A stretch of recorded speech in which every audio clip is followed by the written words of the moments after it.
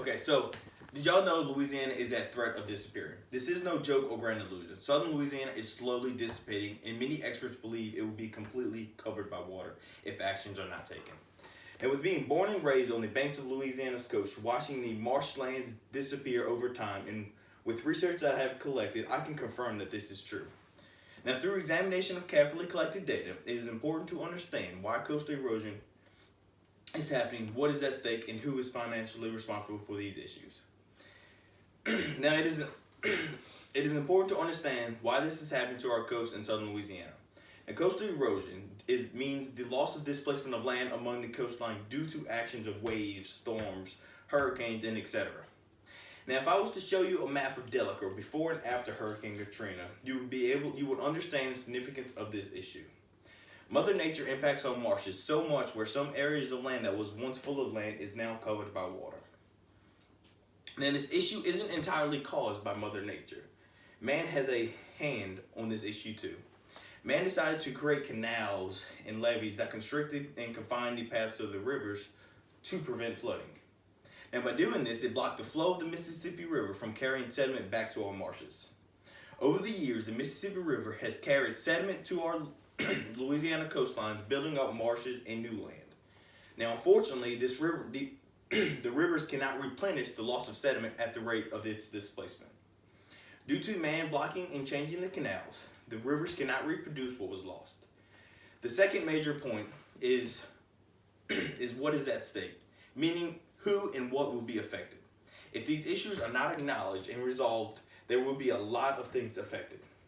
Native people who live in these areas will be forced to move away, and jobs will be lost. Due to having to constantly rebuild houses, boat launching camps, they will eventually shut down. Another victim of this problem is animals such as hogs, deer, rabbits, and other species of animals that live in these Louisiana wetlands will be affected. Not only taking their homes and lands, but forcing these animals to move closer to human civilization will impact them tremendously. The third major point is who is financially responsible for the threat and how will they correct it. Now, while considering all these solutions, many may wonder who is financially responsible for the damage. Now, the damage done caused by natural disaster is not at fault to any one human. However, oil companies are being sued for the damage and loss of the wetlands in southern Louisiana. These oil rigs that have on the outer skirts of Louisiana's coast are leaking, blowing up, and it pushes oil on our banks, which is causing our banks and our vegetation to die, which is causing the banks to wash out because they're weaker. Now, according to Louisiana Environmental Flood Control, there have been huge oil spills over the years, 300 to 700 barrels of oil per day. Even with all these oil spills, nothing had been put into action over the years.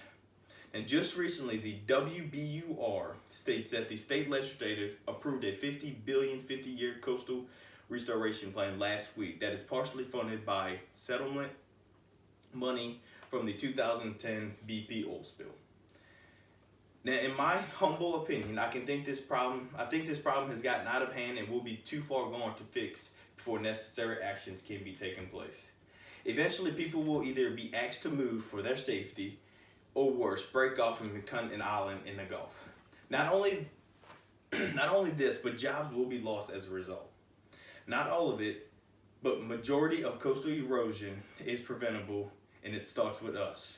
It is important to understand why coastal erosion is happening in Louisiana, what is at stake, and who will pay for these actions. Thank y'all for your time.